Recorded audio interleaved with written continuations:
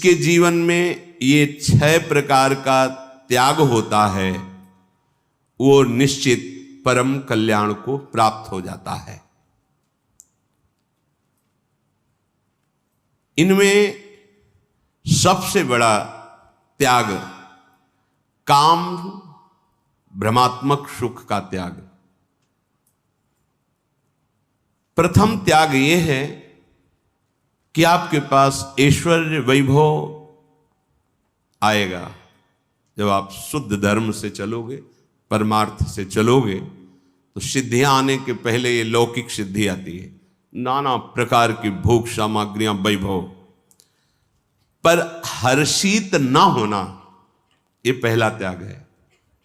वैभव, ऐश्वर्य, सुख सामग्रियां आएंगी तो जैसे सूर्य अपनी किरणों से जल को संग्रह करके और फिर वहीं बरसा देता है, सूर्य का कार्य जल को अपनी किरणों से संग्रह करता है और फिर वहीं बरसा देता है, ऐसे ही भगवत दासों का स्वभाव होता है। संग्रह हुआ फिर उन्हीं में बांट दिया। संत सेवा, जगत सेवा, मंगल।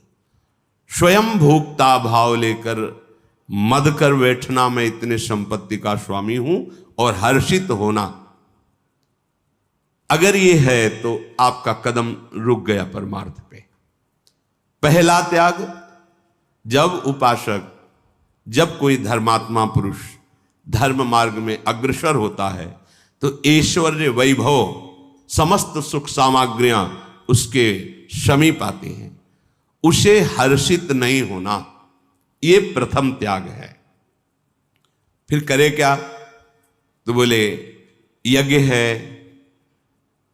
जिस समय लिखा गया उस समय कुएं, सरोवर, बगीचा, औषधालय, जिनसे जगत मंगल होता है उसमें ऐश्वर्य को लगा दे।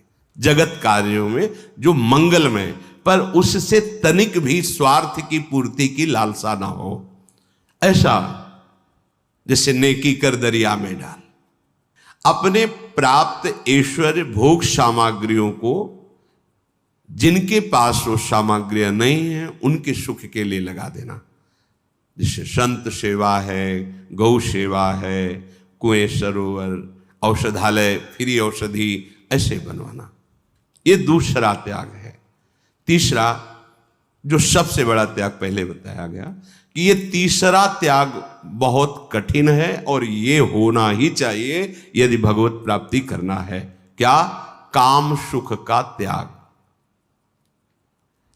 ये बहुत छाया हुआ है, इसका प्रभाव बहुत जोर का है, ये लोक लोकांतर में भी सब छाया हुआ है। मुख्य बैरी यही है। भगवान ने भी गीता जी में कहा है, ये ज्ञानियों का वैरी है, अज्ञानियों की तो बात ही जाने दो, ये बहुत बड़ा शत्रु है, कभी ना अघाने वाला ये शत्रु है, इसलिए काम विजयी बनो। राग रहित हो करके, जैसे गृहस्थी में भी है तो विषयासक्त होकर के नहीं शास्त्र आज्ञा करते, राग रहित होकर संतानोत्पत्ति आदि के लिए संयम का बर्ताव करते हुए ये काम सुख का त्याग तीसरा, ये बहुत बड़ा त्याग है। और ये भगवत प्राप्ति के नजदीक तक अपना प्रभाव दिखाता है। ये ऐसा नहीं कि डर के भाग जाए, बहुत बड़ा योद्धा है और ये भगवत शक्ति से संपन्न है। भगवान श्री कृष्णचंद्र जी द्वारिकाधीश, तो उनके पुत्र प्रद्युम्न जी कामावतार न बहुत नजदीक है। विशुद्ध तन्मयता से, भगवत आराधना से, भगवत चिंतन से ही इस पर विजय प्राप्त की जा सकती है। दूसरा, ये आज से कसम खाते हैं, कुछ नहीं।